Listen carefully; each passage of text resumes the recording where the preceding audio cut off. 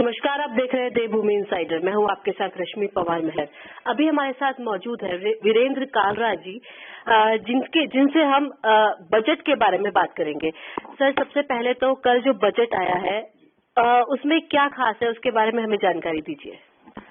देखिए, जो कल जो बजट आया है, मैं पहले तो सरकार की बहुत तारीफ करना चाहूंगा इस बजट के लिए। सबसे बड़ी बात तो ये है कि इसमें जो इन्होंने पॉलिटिकल, जैसे कहते हैं ना, पॉलिटिकल लॉबी को अपीज करने के बजाय जो कॉन्क्रीट मेजर्स लिए हैं उसमें इन्होंने कोई फ्रीबी नहीं बांटी, कोई ऐसे मुफ्त कोई ऐसी चीजें नहीं बांटी जिसकी वजह से भारत की अर्थव्यवस्था पे कोई इम्पैक्ट आए। तो बड़ा कंट्रोल्ड बजट है, सॉलिड बजट है और आगामी बजट है, आगे देखने वाला बजट है। आम आदमी के लिए क्या है इस बजट में? देखिए, हम लोग हमेशा किसी भी चीज को दो रूप से देखते हैं। पहले तो जो हमको सीधा एक नजर आती है कि हमें ये नजर आया कि नहीं आया, बजट में मिला कि नहीं मिला। दूसरा ये होता है कि हम लोग हर एक चीज शॉर्ट टर्म चाहते हैं। तो ये बजट जो है बिल्कुल विपरीत है उस भावना से। आपके लिए कोई डायरेक्ट बेनिफिट नहीं है, आम आदमी के लिए कोई डायरेक्ट टैक्स में छूट नहीं है, कोई स्लैब्स में छूट नहीं है। बट मेन बात यह है कि जो इंफ्रास्ट्रक्चर में पैसा सरकार डाल रही है, चाहे वो सड़कें हैं, चाहे वो सिस्टम है गवर्नेंस के, जो डिजिटल सिस्टम्स बनाए जा रहे हैं, जो हेल्थ मिशन में पैसा लगाया जा रहा है, ये सारा पैसा जो जा रहा है, ये आज नहीं तो 2 साल, 3 साल, 5 साल में आपको जो बेनिफिट देगा वो अल्टीमेटली आम आदमी को ही घूम के वापस आने। तो हाँ, अगर आप कहें कि इमीडिएट क्या है, तो इमीडिएट कुछ नहीं है। सर, अभी अगर हम बात करें चुनाव की, तो 5 राज्यों में चुनाव है। क्या हम कह सकते हैं कि जो बजट है वो चुनाव के मद्देनजर रख के बनाया गया है? बिल्कुल, ये इसी बात की तारीफ है कि ये बजट जो है ये इलेक्शन बजट नहीं है। इसमें कोई मुफ्त में कोई पैसा किसी लॉबी को, किसी बेनिफिट के लिए, किसानों को अपीज करने के लिए या आम जनता को अपीज करने के लिए ऐसा कोई मेजर नहीं है। सारे मेजर्स बड़े अच्छे से रखे गए हैं, फिस्कल डेफिसिट को कंट्रोल किया गया है और पैसा जो है ज्यादातर गया है वो कैपिटल एक्सपेंडिचर के लिए गया है इस बजट में। तो इस बात की तो बिल्कुल तारीफ होनी चाहिए इस बजट में। बजट में डिजिटल करेंसी या क्रिप्टो करेंसी जिसे कहते हैं, उसके बारे में बात की गई है। पहले तो आप हमें बताइए कि क्या होती है डिजिटल करेंसी। दूसरी, ये आम आदमी के लिए क्या इम्पोर्टेंस है डिजिटल करेंसी की? बड़ा अच्छा सवाल है आपका और बड़ा इंपॉर्टेंट सवाल है, आज की डेट में बड़ा रेलेवेंट सवाल है। जो डिजिटल करेंसी है, जिसको हम करेंसी वर्ड यूज करते हैं, वो बेसिकली एक क्रिप्टो एसेट है, राइट। अब वर्ल्ड में बहुत सारी कंपनीज जो हैं उन्होंने अपना क्रिप्टो एसेट बना रखा है और उसको इस्तेमाल कर रही हैं। और ये जो क्रिप्टो एसेट है इसको बहुत कंपनीज एक्सेप्ट करने लगी हैं सामान खरीदने के लिए, बेचने के लिए, पेमेंट्स के लिए। बट चूंकि ये डिजिटल एसेट है, इसका कोई ट्रेल नहीं है, इसका कोई सुराग नहीं है। जब ये पैसा मूव करता है एक अकाउंट से दूसरे अकाउंट में, तो किसी का भी कोई कंट्रोल नहीं है कि ये पैसा कहाँ जा रहा है, कहाँ से आ रहा है और किसका इस्तेमाल कहाँ हो रहा है। ये बहुत बड़ा एक हमारी सरकार के लिए चिंता का विषय है कि ये जो पैसा है ये कहीं टेररिस्ट तो नहीं यूज कर रहे हैं, कहीं टेररिस्टों के अकाउंट से रूट करके हमारे इंडिया में इकोनॉमी में डैमेज करने के लिए तो नहीं लिया जा रहा है, या कुछ ऐसी लॉबीज हैं फॉरेन कंट्रीज की जो हमारे अगेंस्ट काम करें और इस पैसे को इस्तेमाल करें उस काम की फंडिंग के लिए। तो ये जो चीज है इसको कंट्रोल करने के लिए अभी तक हमारे भारत में जो हमारी सरकार थी वो इसको लीगल करेंसी की शेप में एडमिट करने के लिए राजी नहीं थी, और ये सही भी है। तो इस चीज को गवर्नमेंट ने अपनी तरफ से इनिशिएटिव लेके उन्होंने कहा है कि हम अपनी करेंसी क्यों ना ले आए। जब दुनिया भर में इस टाइप की करेंसी बन रही है तो बेटर ये है कि जो सरकारी करेंसी है, जो हमारे सेंट्रल गवर्नमेंट की करेंसी है और जो हमारे रिजर्व बैंक से बैक्ड है, वो करेंसी इस्तेमाल करी जाए और उसको लीगलाइज करा जाए। तो पहला तो ये स्टेप लिया गवर्नमेंट ने कि इस चीज को उन्होंने लीगलाइज करा। दूसरा स्टेप इन्होंने ये लिया, इन्होंने ये कहा कि जो बाकी करेंसीज हैं वो अभी उन्होंने बैन नहीं किया उसको। देखिए, इस बजट में इस टाइप का कोई इंडिकेशन नहीं है कि बाकी करेंसीज बैन हुई है, कि अगर इंडियन करेंसी आ गई है तो बाकी बैन हो गई है। तो जो बाकी करेंसीज हैं उनको उन्होंने टर्म दिया है ये डिजिटल वर्चुअल एसेट, उसको करेंसी नहीं बोल रहे हैं। तो वो ये कह रहे हैं आम आदमी अगर उसमें पैसा लगाता है, जैसे कि आज की डेट में हम बिटकॉइन में पैसा लगाते हैं, तो अगर आप पैसा लगाते हैं तो आपको निवेश करने का राइट है, आप उसमें से अगर कुछ प्रॉफिट कमाना चाहते हैं वो भी आपका राइट है। बट हम टैक्स उस पर 30% लेंगे आपसे। तो जनरली अगर आप कोई चीज खरीदते हैं, जैसे आप प्रॉपर्टी खरीदते हैं और बेचते हैं, उस पर 20% का टैक्स रेट होता है। अगर आप डिजिटल वर्चुअल एसेट खरीदते हैं तो सरकार ने कहा हम 20 नहीं 30% लेंगे। इससे आपको इस बात का अंदेशा हो जाना चाहिए कि सरकार ये चाह रही है कि आप बहुत ज्यादा इन चीजों में निवेश ना करें। आपको जो है एक तरीके से नेगेटिव किया जा रहा है कि अगर आप इन चीजों में ज्यादा पैसा लगाएंगे और इन चीजों को इनकरेज करेंगे तो हम 30% टैक्स लेंगे। तो एक तरीके से 30% टैक्स एक डिस्करेजमेंट है आपके लिए कि आप इन चीजों में ज्यादा पैसा ना लगाएं। इसकी पूरी पॉलिसी अभी आनी बाकी है, इसको शायद रोका नहीं जा सकता क्योंकि दुनिया में ये चीज इतनी फैल चुकी है। बट सरकार डेफिनेटली चाहती है कि इसको कंट्रोल तरीके से करे, कि भारत में अगर कोई करेंसी आती है या डिजिटल वर्चुअल एसेट आता है तो उसको कंट्रोल किया जाए। तो ये सारा का सारा जो पॉलिसी है आप देखिएगा कुछ न कुछ समय में यह जरूर आएगी।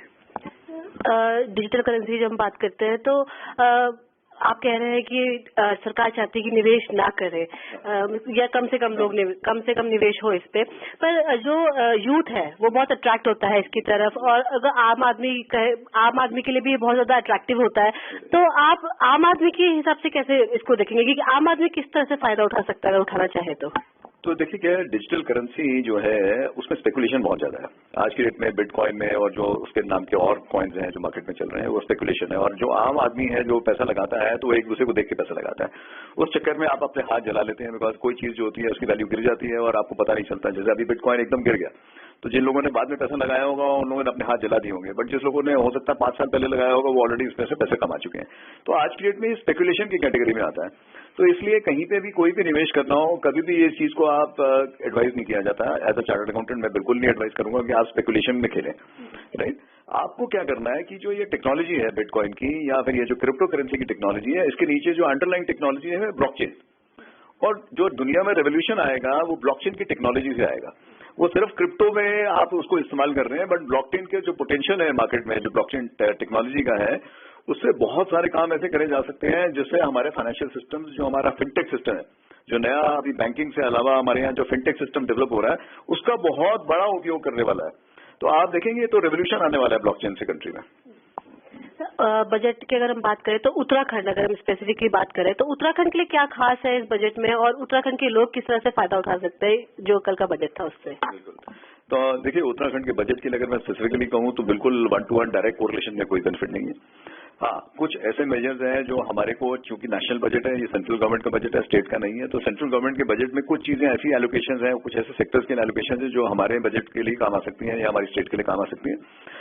सबसे पहले जो टूरिज्म को लेकर इन्होंने एक ई पासपोर्ट की फैसिलिटी दी है कि आप जो है ई पासपोर्ट से करें, उससे ट्रेवल बढ़ेगा हिंदुस्तान में और लोगों को सुविधा होगी अंदर आने के लिए और जाने के लिए हिंदुस्तान से, तो उसमें हमारी स्टेट को भी लाभ होगा। उसके अलावा जो 400 ट्रेन नई स्टार्ट करी जा रही हैं उसमें से डेफिनेटली कोई ना कोई ट्रेन का कोटा हमारी स्टेट के लिए भी होगा, उसका हमारे को बेनिफिट होना चाहिए। एक पॉलिसी इसमें आई है वाइब्रेंट विलेजेस के नाम से, जहाँ पे जो बॉर्डर विलेजेस हैं, जो विलेजेस हमारे बॉर्डर्स में हैं, वहां पे उन बॉर्डर विलेजेस को सिक्योर करने के लिए और लोगों को वहां पे डेवलपमेंट दिलवाने के लिए, वो चीज को प्रमोट करने के लिए एक नई पॉलिसी लाई है। उसमें चूंकि हमारा बॉर्डर चाइना के साथ लगता है, तो चाइना में अगर हम चाहते हैं कि हमारा बॉर्डर सिक्योर हो चाइना के लेवल पे, तो हमारे को ये जो विलेजेस हैं इनको डेवलप करना पड़ेगा। और मेरे को लगता है कि उत्तराखंड का क्योंकि लंबा बॉर्डर है चाइना से, तो कोई ना कोई हमारे पास फंड फ्लो सरकार से, सेंटर से इस चीज के लिए भी आएगा। सर, जो ये भाजपा सरकार है पिछले 7 सालों से लगातार बजट पेश करती आई है, जो निर्मला सीतारमण जी है वो चौथी बार बजट पेश कर रही थी, तो अगर देखा जाए तो ये बहुत एक्सपीरियंस हो चुके हैं बजट निकालने में। तो अगर हम भारत की जो प्रॉब्लम्स है, अगर बात करें महंगाई हो गई, बेरोजगारी हो गई, तो इन सब प्रॉब्लम्स को लेकर कल के बजट में क्या खास है कि वो जो प्रॉब्लम्स है क्या उन पे फोकस किया गया है, वो जो प्रॉब्लम पॉइंट्स है उन पे फोकस किया गया है कि नहीं? जी देखिए, इंडिया की सबसे बड़ी प्रॉब्लम, और अगर मैं कहूँ उत्तराखंड स्टेट की जो प्रॉब्लम है वो इंफ्रास्ट्रक्चर है, राइट। हमारे लिए रोड कनेक्टिविटी बहुत इंपॉर्टेंट है, तो इस बजट में रोड कनेक्टिविटी को लेकर बहुत सारे मेजर्स हैं, स्पेशली लॉजिस्टिक्स को लेकर बहुत सारे मेजर्स हैं। तो जितने मेजर्स हैं अल्टीमेटली ये सारे के सारे मेजर्स आम जनता के काम आएंगे। इन्फ्लेशन एक फैक्टर है जरूर, राइट। इसमें इन्फ्लेशन में ये फैक्टर है कि हमारे जो कि फिजिकल डेफिसिट हाई जा रहा है तो महंगाई बढ़ सकती है, बट इस बजट को, उस चीज को भी कंट्रोल करने के लिए उन्होंने मेजर लिए। मेरे हिसाब से अगर हमारा ये प्रोसेस ऐसे चलता रहा जो बजट का है, तो अगर फिजिकल डेफिसिट कंट्रोल में रहता है तो इन्फ्लेशन भी शायद कंट्रोल में रहेगी और आम आदमी को इतना नुकसान नहीं होना चाहिए। सर, आखिरी सवाल में ये पूछना चाहूंगी कि अगर हम कल के बजट की बात करें तो अगर आम आदमी के तौर पे अगर आप देखें तो इसको आप कितना 1 to 10 के स्केल में कितना नंबर देना चाहेंगे, और एज अ सीए अगर आप देखें तो आप कितना नंबर देना चाहेंगे? देखिए, आम आदमी के पॉइंट ऑफ व्यू से मैं इस बजट को 8 नंबर देना चाहूंगा, और एज अ सीए मैं सीए तो भी नहीं कहूंगा, बट मैं एज अ पर्सन मैं देखूंगा तो मुझे एक चीज बहुत पसंद आई इस बजट में, इसमें डिजिटल गवर्नेंस को लेकर बहुत इनिशिएटिव्स हैं।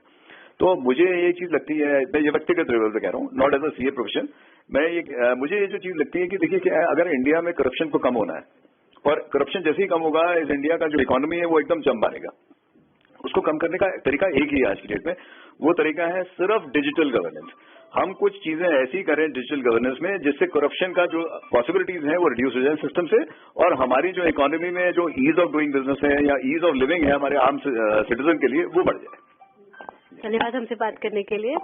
ये थे हमारे साथ वीरेंद्र कालरा जी, जिन्होंने कल के बजट के बारे में हमसे अहम बातें की। कैमरामैन आशु के साथ रश्मि पंवार, देवभूमि इनसाइडर। आज ही डाउनलोड करें देवभूमि इनसाइडर ऐप।